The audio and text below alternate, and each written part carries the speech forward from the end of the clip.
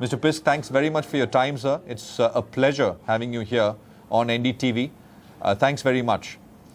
So for our viewers, could you first start by describing your business here in India a little bit? Just a brief introduction, sir, and then we can pick it up from there.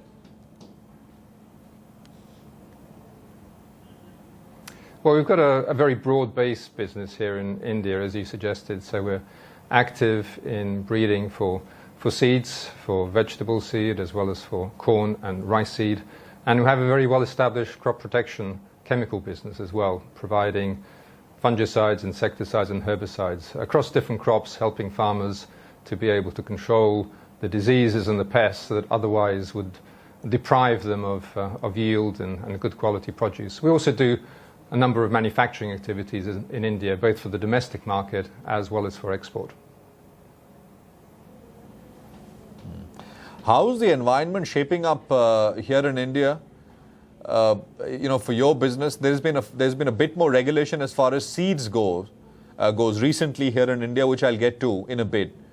But here in India, you are mostly into crop protection business. I mean, how has that market been growing compared to growth rates in comparable other countries for you?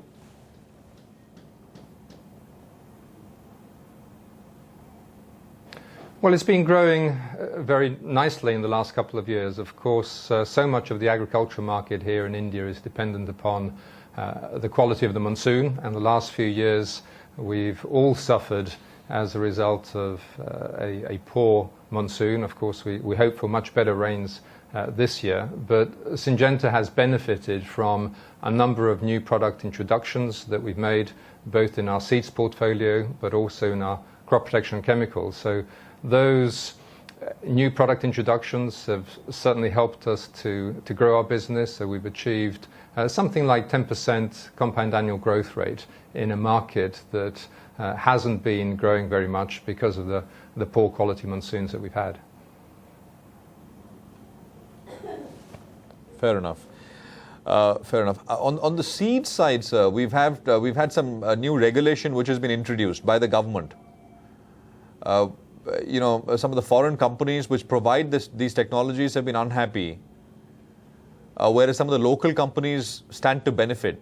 What's your own take? I'm sure you've been following the developments closely. What's your own take on these new rules?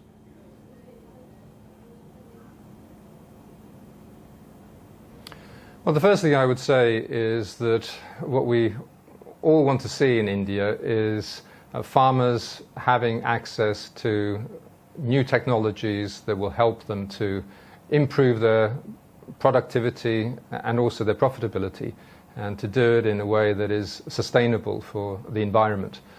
So having access to different technologies, whether it be to better quality seed, whether it be to modern chemistry, but also to GM technology, having access to all of these tools in the toolbox, if you like, is critically important. So we as Syngenta want to see an environment that encourages access to the latest possible science and technology for Indian farmers. And to enable that, we need to have an operating environment that certainly regulates for the safety of those products. That's without question. But we do want to see regulations that allows technology to come to market as soon as the safety aspects have been adequately demonstrated, and an environment that provides the right incentives for science-based innovators to develop new technologies to help farmers improve their livelihoods and their yields. So having an environment that respects intellectual property rights is critically important and provides the right incentives for research. Personally, I would like to see a somewhat different environment than we've seen announced recently. I think that there's more scope to provide better incentives that would encourage companies to do the research that's needed to help Indian agriculture grow in the future. So in a way the short answer could be no. The new rules, actually act as a hindrance towards all that you said. which is better protection of intellectual property, more R&D, more investment into science, technology? I mean, the new rules kind of are a hindrance towards those things. Can I put it that way?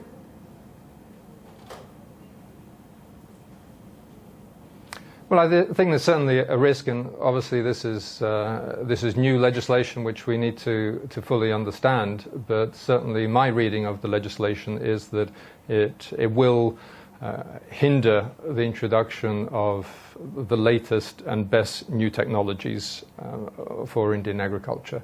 So I think there is a risk that this legislation could deprive India of access to some important new technologies. And I don't want to talk about individual companies or individual products, but in general, I think that we want to see an environment that is that provides the right incentives for innovation, also provides the right incentives for farmers to adopt this technology. So of course, the way that these technologies are priced needs to provide the grower with the right returns on their investment.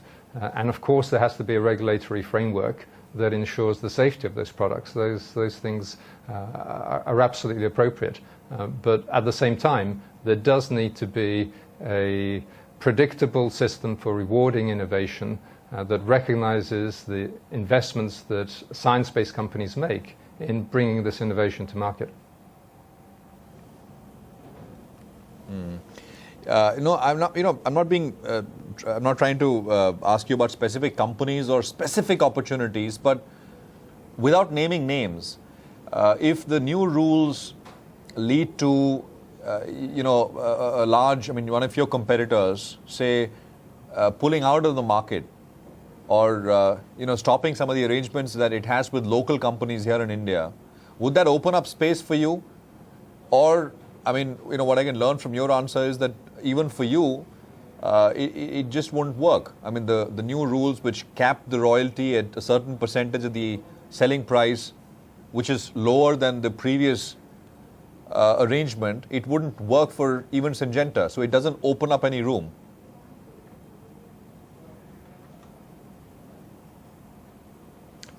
Yeah, I certainly wouldn't see this as an opportunity for us to get some competitive advantage. So I would look at this very much as what is it doing for the industry as a whole?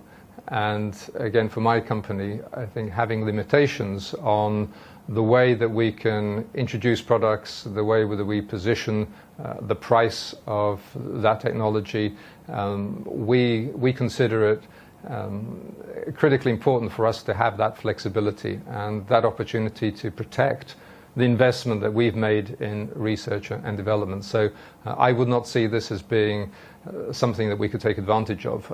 Rather, I would see this as something that would certainly cause us to pause and think much more deeply about whether it made sense for us to continue to develop and commercialize these technologies in the Indian market.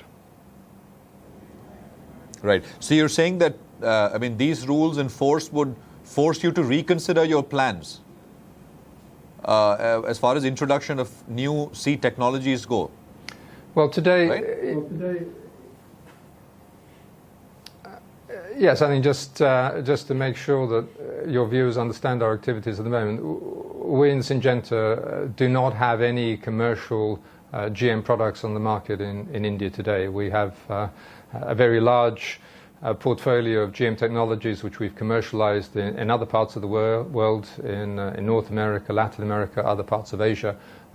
But in India, we have in development some genetically modified corn, for example, but we haven't got close to commercializing that. And what I would say is, as we plan our global resources for developing products for specific markets and deciding which markets to prioritize, I think these new rules would require us to rethink the level of resource and the amount of priority we put on the Indian market versus other markets, because we have a limited amount of R&D investment to allocate in our business, and we want to make sure that we're able to commercialize products with appropriate freedom to position it for the greatest benefit of our customers, but also in a way that rewards us for the risk that we take when we spend, frankly, many hundreds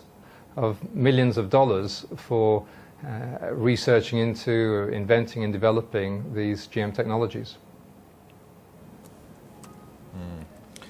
No, that's one can make the assumption that what you're saying holds true for, some of your peers, competitors who are in the same line of business. Monsanto, for example, we've already heard from them about rethinking their own plans for India. So this is now a serious issue industry-wide.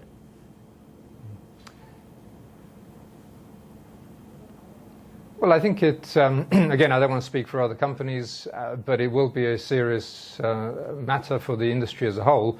But let me just, again, be very precise here. My comment is about commercializing GM technologies and whether that would make sense for Syngenta in the future here in the Indian market. I don't want to suggest in any way that Syngenta will not be committed to developing the other technologies that we have. And we have both conventional and hybrid seeds in India. We have a broad crop protection chemical base as well, and we would still continue to do everything that we can to bring the best possible innovation to the Indian market through those parts of our portfolio. But when it came to different technologies that did not have the freedom to be priced in a way that we felt was appropriate for our customers and for ourselves, that is something that we would certainly need to rethink. And I'm sure other companies will be going through a similar thought process.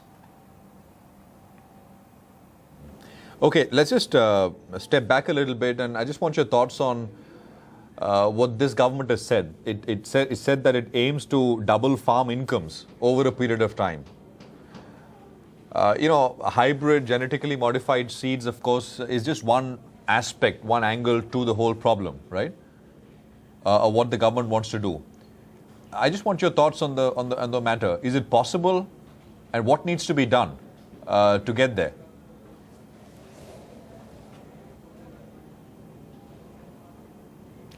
Well, first of all, I think the government's objectives are laudable here. I mean, it's a great ambition to double farm incomes in India from what is today, by relative standards, a very low base. So I think there's plenty of opportunity for the government to achieve its objectives, but this is going to be very challenging.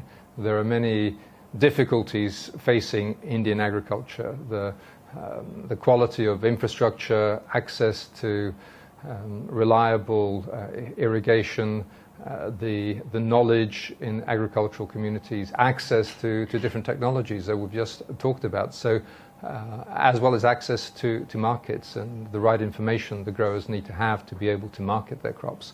So there are many challenges that Indian agriculture faces, but of course therein lies the opportunity, because if we can overcome some of those challenges, then it certainly is possible to see a much more vibrant, more productive agricultural sector than we see today. So when we look at the level of yields that farmers in India are able to achieve compared to comparable yield levels in other countries, there's a lot of scope for improvement. And I think that's something that the government is right to focus on. So providing better infrastructure, I think, is going to be critically important. Having access to the best possible seeds is another critically important element, and having crop insurance in place that provides incentives for growers, as well as an opportunity to allow growers to benefit from a more knowledge-based economy, so access to information and data about their farming operations, enabled with all of the progress we see around digital economies and e-platforms. So I think there's a lot of opportunity and scope. But I don't want to give you or your viewers the impression that this is an easy task. It's going to be incredibly challenging. But the potential is there. The timelines are challenging, but it's going to take a lot of commitment on behalf of not just the government, but through public-private partnerships as well. So we in Syngenta are fully committed to playing our role in bringing products, know-how, expertise to growers in India to help them improve their livelihoods and their productivity in a sustainable way. And of course, there's one other element that I would mention, and that's that we need to make agriculture and being engaged in agriculture a really exciting career prospect.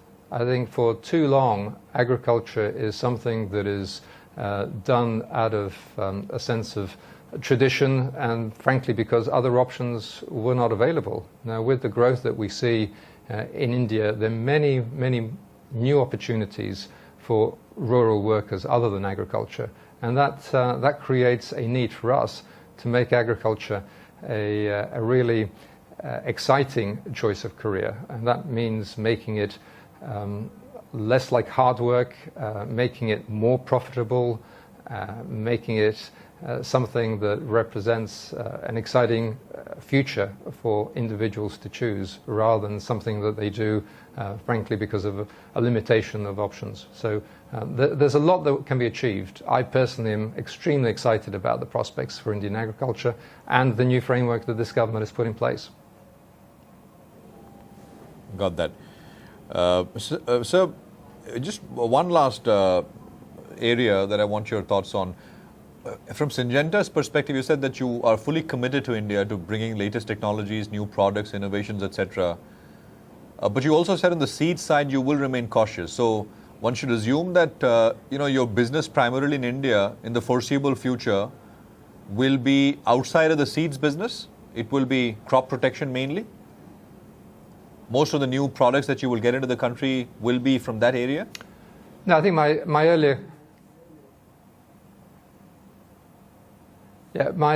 earlier comments were purely in the context of the regulatory environments for GM seeds. But of course, today we have a significant seeds business in vegetables, in rice, in corn, and in sunflower that is not dependent on GM technology. So the conventional and hybrid seeds that we sell that do not rely on GM technology. And there we have an established framework for introducing those products, for pricing the technology that we bring to market, and we're fully committed to continuing to grow and develop those parts of our portfolio. But when it comes to new introductions, new technologies based around GM, if the regulatory framework remains as the latest legislation suggests, that will lead us to think really very carefully about whether we will have the right incentives in place and the right rewards to justify the costs and the effort in commercializing those technologies. So, just one last question, and this pertains to all the M&A which is likely to happen, and it's out there on the table as far as the global agri giants are concerned. Syngenta, of course, has also got an offer from a Chinese company, and there has been a fair bit of controversy around that. If the deal does go through, sir, how will it change how Syngenta operates, the countries it works in? Because people who are opposed to this deal, cite concerns about food security. That's primarily the primary concern which comes up on the side of people who are opposed to this deal going through. I just wanted your thoughts on that, with specific regards to India, if there is an angle there.